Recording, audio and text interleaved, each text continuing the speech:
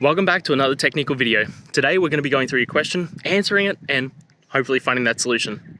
Guys, remember to stay just a little bit crazy like me, and hopefully you get to that resolution. Now, let's continue on.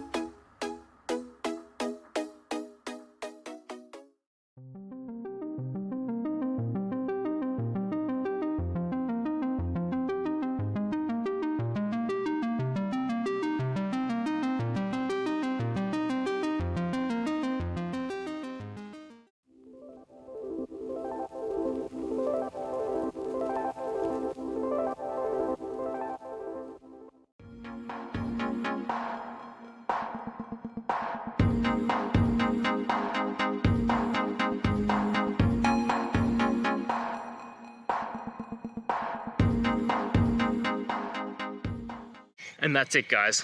I hope that video helped find the resolution you're looking for.